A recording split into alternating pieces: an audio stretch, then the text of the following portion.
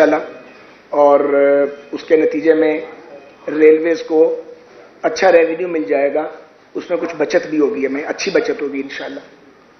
उसके अलावा 2500 दुकानें किराए पे नहीं चढ़ाई हुई थी, 2600 शॉप्स पूरे नेटवर्क पे। सुप्रीम कोर्ट का एक ऑर्डर आ गया था, वो ऑर्डर रेलवे को रोकता ही नहीं था कि आप दुकानें किराए पे ना चढ़ाएं, इल्ला माशाल्लाह ऑर्डर पढ़ने की किसी ने ज़हमत ही गवारा नहीं की हुई थी और इन्होंने माशाल्लाह ना पढ़ के अपना करोड़ों का लॉस किया हुआ था। बहरहाल उसको देखा, अब तो खैर सुप्रीम कोर्ट से भी मेहरबानी की, उन्होंने इजाजत दे दी है, लेकिन दुकानों के लिए इजाजत की जरूरत नहीं थी। और आप बीट रिपोर्टर्स हैं, मेरा ख्याल आप में से भी किसी को ये बात नहीं पता थी। तो बहरहाल वो अब हमने उसके टेंडर वेंडर किए हैं, कल उस पर मीटिंग की है, उस पर मुनासिब प्रीमियम भी हम डिमांड करेंगे, किराया भी रीजनेबल होगा।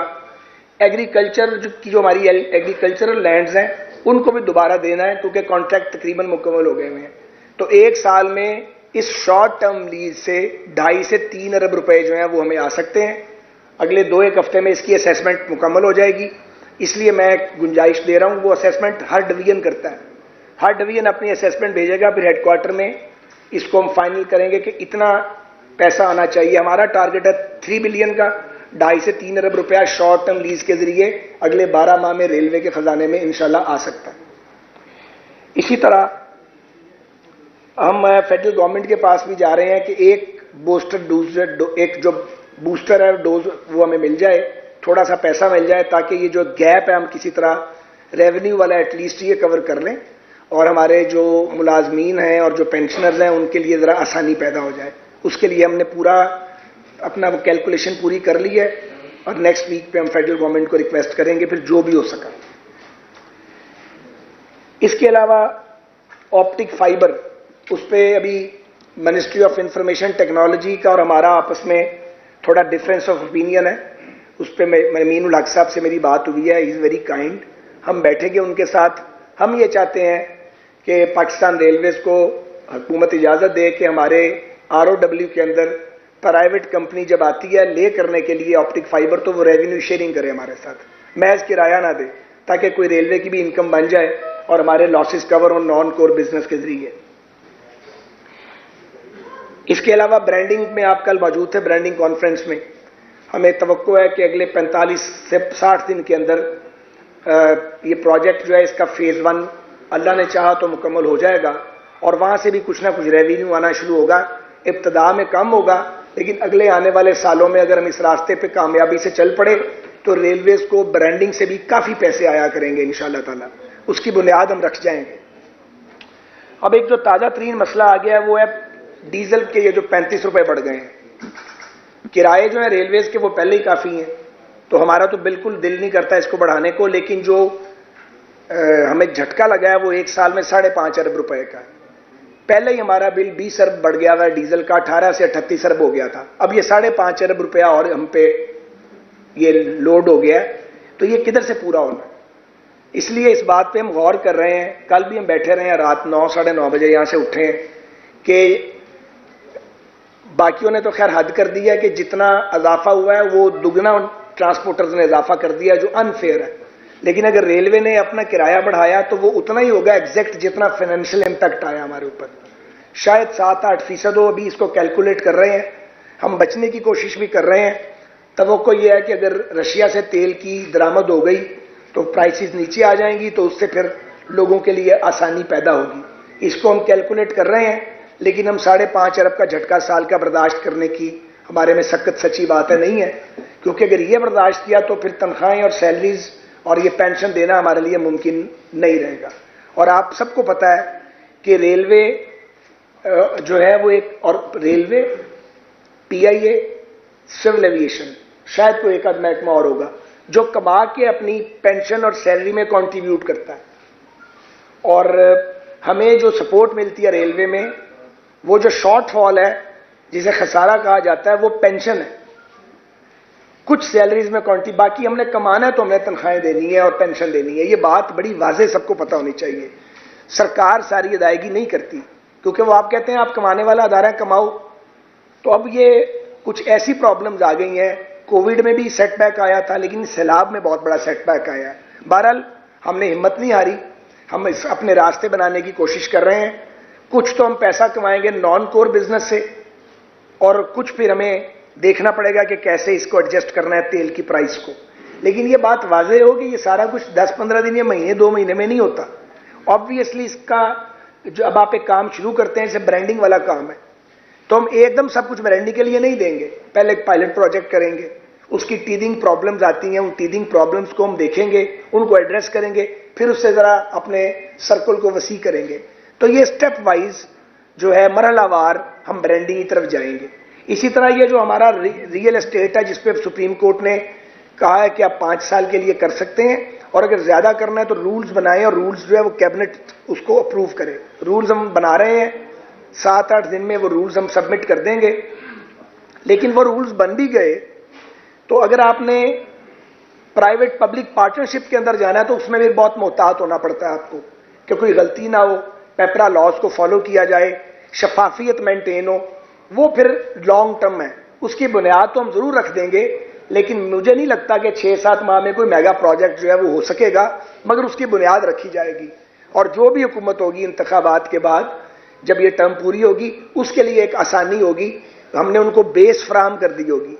क्योंकि जब आप काम करते हैं तो ये नहीं सोचना चाहिए कि सारा काम मैंने ही करके जाना है, ये कभी नहीं हो सकता। तो आपने काम कुछ कर देना है और कुछ आपने बुनियाद फराहम करनी है अपने बाद आने वालों के लिए, ताकि निज़ाम रियासती अदारों का चलता रहे। ये चंद बातें मैंने आपसे करनी थी। आपका बहुत शुक्रिया। आप कुछ सवाल करना चाहते हैं?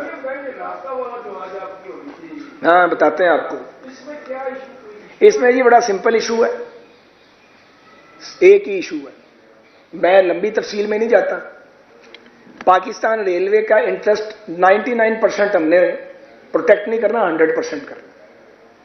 अगर कहीं 98% होगा, 90% होगा, तो मैं इंतजार करूंगा। मेरा ख्याल है इसमें सारी बात है। मैं माजी के लोगों पे कोई मलबा नहीं डालना चाहता। उसकी वजह है कि उन पे डालते डालते कोई जो हमारे दोस्त हैं, दोस्त ममालिक, वो फिर उनको वो मजरू होते हैं। तो मैं वैसी मैंने कोई बात नहीं करनी, लेकिन रेलवे की टर्म्स पे आना पड़ेगा। जो चीज रेलवे को सूट करेगी उसी बुनियाद पर हम काम करेंगे। तो अभी ये बातचीत कर रहे हैं, इंशाल्लाह ताला बात। सुप्रीम कोर्ट के आर्डर के बावजूद 2600 दुकानें जो है वो प्राइवेट की जा सकती, उसकी इंक्वायरी होगी तो इसकी रिस्पॉन्सिबिलिटी कैसे होगी? उस बात की करिए, लोगों ने फाइल आ दी है। मेरा ख्याल है आगे बड़ा कुछ हो गया है। दुकानें नहीं दी ना है लिया, किस किस को आपने लटकाना है, इनको मैंने कहा फॉर्मूला बनाओ, अच्छा प्रीमियम लो, और कार्टिल नहीं बनने देना आपने, और एक दुकानों को इवेल्युएट करो, और वो जो होता है स्टीरियोटाइप काम नहीं करना। उस पर इन्हें चंद दिन दिए गए हैं। जो आपका ये डायरेक्टोरेट ऑफ लैंड है वो काम करेगा इंशाल्लाह ताला। आपने अभी फरमाया कि डीजल की कीमतों में इजाफे की वजह से माली बहरान, और अगर इनको सजा देनी है फिर सजा वहां से शुरू करें जिन लोगों ने पाकिस्तान को इस हालत पे पहुंचाया है। एक सेकंड सर, बोलने दें मुझे काइंडली। और अब उधर गए ना तो फिर पर जलते हैं बहुत सारे लोगों के। तो इस मुल्क में एक चलन बन गया है कि जो मुल्क को तबाह करे उसको तो कहना कुछ नहीं है, क्योंकि पर जलते हैं।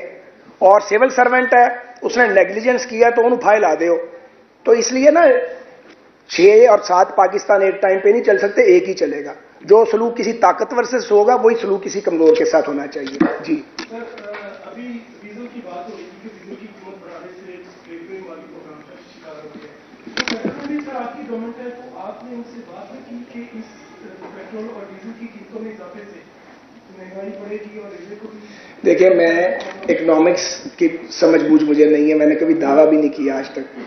मैं आपको रेलवे पे बता सकता हूं, पॉलिटिक्स पे बात कर सकता हूं, अब एविएशन या पीआई पे कर सकता हूं। लेकिन देखिए बात यह है, कोई भी गवर्नमेंट खुशी से ये काम नहीं करती। लेकिन अगर सारी दुनिया के दरवाजे बंद हो जाएं और दुनिया कहे कि पहले IMF का ताला खोलेगे तो हमारे पास आना, तो फिर आपने डिफॉल्ट से बचने के लिए बड़ा कुछ करना है। ये जो डार साहब को करना पड़ रहा है या जब मौजूदा इत्तेहादी हुकूमत को करना पड़ रहा है, ये गंद किसी और का है।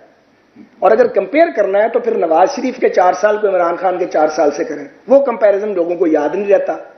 और जो आखिरी शाहिद खाकान साहब के 10 महीने थे, वो क्या 10 महीने थे? शाहिद साहब ने बड़ा जोर लगाया, बड़ी एफर्ट की, साजिश अपने अरूज पे थी, काम तो करने को नहीं देता। इसी तरह अब ये जो 8-9 महीने तो फायर फाइटिंग के हैं, जो तबाही मचा गए हैं। नोट करना चाहिए, हम IMF को अलविदा कर गए थे, इसकी कोई तरदीद करे।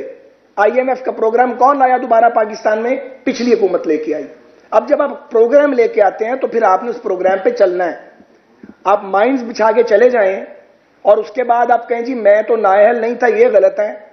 4 साल में तुम नाअहल नहीं थे, हम 9 महीने में नाअहल हो गए। लेकिन आपने फैसला ये करना है कि आपने मुल्क को दिवालिया होने देना है दुनिया में, या इसको एक वायबल स्टेट के तौर पर रखना है। तो सिर्फ ये नहीं है कि देखें जी, जब महंगाई तो नाकाबिले बर्दाश्त हो गई है, इसमें क्या शक है, हर शख्स परेशान हो गया है। ये आप इसको कारपेट के नीचे तो नहीं छुपा सकते, लेकिन आपने अगर इस रियासत को वायबल स्टेट बनाना है और कम बैक करना है तो उसके लिए आपको कुछ ना कुछ तो करना पड़ेगा। अब तवक्कुआत है कि रशियन अगर ये जो ऑयल एग्रीमेंट जो है इसके मुताबिक अगर ये फाइनल चीजें हो जाती हैं, तेल आता है तो तवक्को करते हैं तेल सस्ता होगा। कुछ कंजर्वेशन करनी पड़ेगी, कुछ अपनी भी आदतें बदलनी पड़ेंगी। अगर कहा गया आप 8 बजे या 8:30 बजे मार्केट बंद करें तो फिर करें, क्योंकि आप यहां प्रॉब्लम एक और है कि मुझे कोई तंग ना करे मगर मुल्क बिल्कुल ठीक हो जाए, ये नहीं हो सकता। सैक्रिफाइस सबको करना पड़ेगा, अपनी हैबिट्स चेंज करनी पड़ेगी। सारी दुनिया में आप देखते हैं 6 बजे सारी दुनिया में मुहज़्ज़ब तरीन मुल्क बंद हो जाते हैं। क्यों बंद हो जाते हैं? उनके पास तो कुव्वत खरीद हमसे 100 गुना ज्यादा है, इसलिए कि उन्होंने अपनी एक हैबिट्स को ठीक कर लिया है। हमें भी अपनी आदतें बदलनी पड़ेंगी। उसी तरह जिस तरह पंजाब में 1-1, 2-2 बजे तक शादियां चलती थी ना, फिर एक फैसला आया जी 10 बजे बंद होगा। हम सब ने बड़ा माइंड किया क्योंकि हम सब आदी थे कि भाई नहीं, हम तो 12-1 बजे वापस आएंगे। उसमें क्राइम रेट बढ़ जाता था, खवातीन जेवरात के साथ रात को लुटती थी, फैमिलीज डिस्टर्ब होती थी। आज आदत पड़ गई, 10 बजे 10:15 बजे लोग घरों को वापस आ जाते हैं। बाकी आदतें भी ठीक करनी पड़ेंगी और जो हम ये नुकसानात करते हैं अपनी आदतों से, इनको ठीक करना पड़ेगा। बहुत बहुत शुक्रिया जी।